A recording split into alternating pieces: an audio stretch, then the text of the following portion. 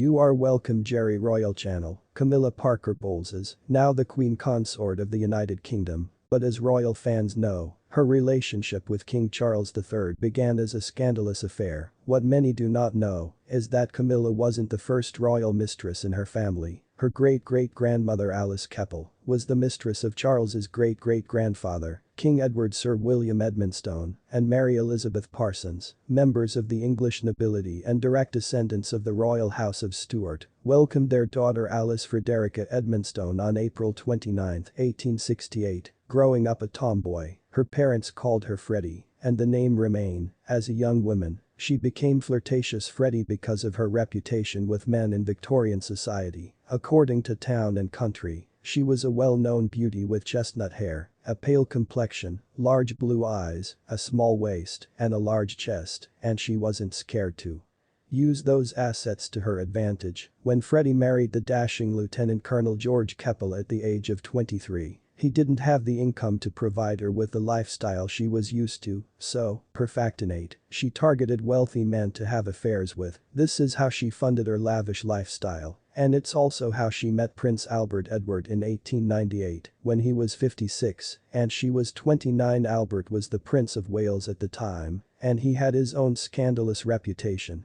Legend has it that he had affairs with dozens of noble women and actors all throughout England, with historians approximating he had at least 55 liaisons throughout his life. Freddie's affair with the king lasted 12 years, from the time he was the Prince of Wales through his coronation as King Edward VII, and only ended when he died in 1910.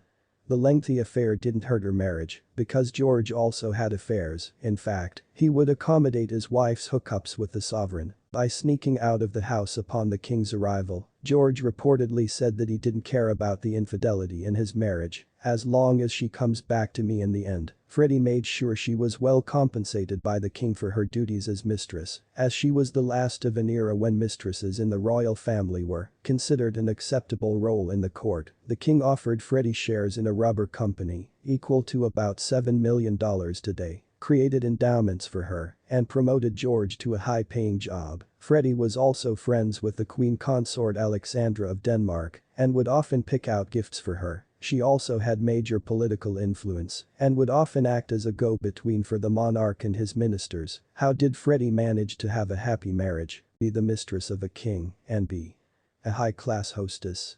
According to her daughter Violet, Freddie had a talent of happiness, and she did very well in making others happy. She resembled a Christmas tree laden with presents for everyone, Violet said. George and Alice Freddie Keppel stayed married until 1947, nearly 4 decades after the king's death. She died on September 11 of that year at the age of 79. 2 months later, George died at the age of 82. Thank you.